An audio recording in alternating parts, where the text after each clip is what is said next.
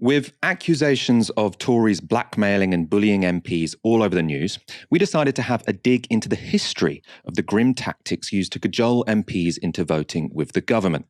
A great source here is the 1995 BBC documentary Westminster's Secret Service.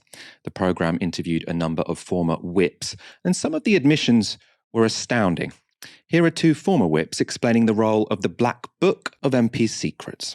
In the Tory whip's office, they keep records of the personal problems of their MPs in what's called the Black Book, or Dirt Book, which is kept in the Chief Whip's safe. I mean, the Dirt Book was just a little book where you had to write down in varying things that you knew or heard about people.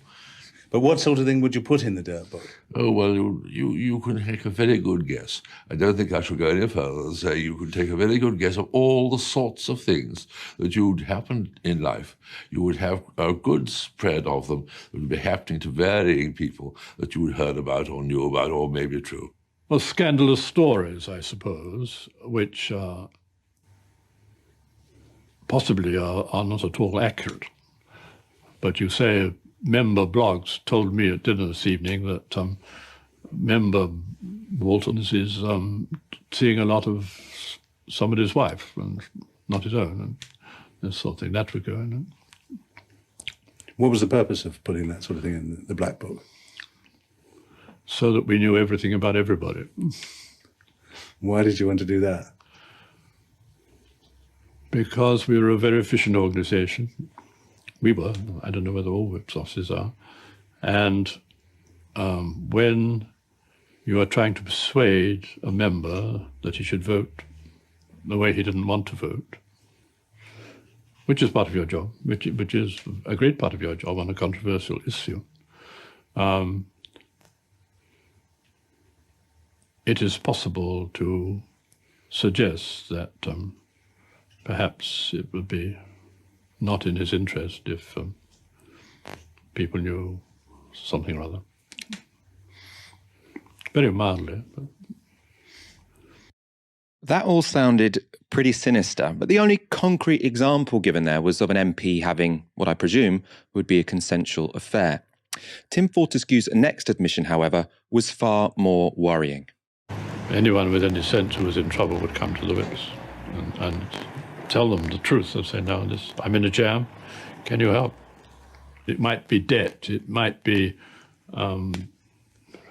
scandal involving small boys, or any kind of scandal which a member seemed likely to be mixed up in. They'd come and ask if we could help. And if we could, we did. And we would do everything we can, because we would store up brownie points.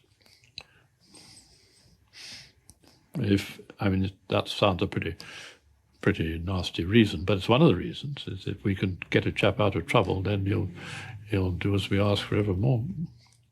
So Fortescue, who was a government whip from 1970 to 1973, is suggesting that MPs who were thought to be sex offenders of children were not only blackmailed by the whips to vote with the government, but protected by them too. They were willing to help cover up those gruesome allegations. The claims made in that clip were subsequently investigated in the 2014 inquiry into child sexual abuse linked to Westminster that was unable to find concrete evidence of the involvement of the whip's office in covering up abuse, but that doesn't necessarily show what Fortescue said to be untrue. It is notoriously difficult to find detailed records from the whip's office. They value secrecy, something which was made clear after one of the few occasions when a judge successfully ordered a whip's memo to be released.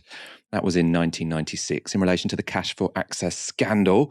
Following the judge's decision, then government whip Giles Brandiffe wrote in his diary, "The question is what to do in future. The chief whip's conclusion is, keep writing notes. He needs the information, so does the PM. But sleep easy, boys. From now on, the notes will be shredded on a regular basis." These are clearly a group of operators who do not want to be held to account. Yet while written evidence may be in short supply, the testimony of MPs shows dirty tactics are widespread. In 2014, a Tory MP who was elected in 1992 told The Guardian, "They even kept phoning my wife and saying you should tell him to vote with the government. It was quite extraordinary. They would try everything, threats and inducements, saying they knew things that they didn't want to have to make public, implying they would if they had to. With some, it was affairs or things like visits to gay nightclubs. It didn't matter if it wasn't true or was gossip, they still tried it on." What's more, when Westminster was engulfed in the 2017 sexual harassment scandal, Guido Fawkes published this spreadsheet.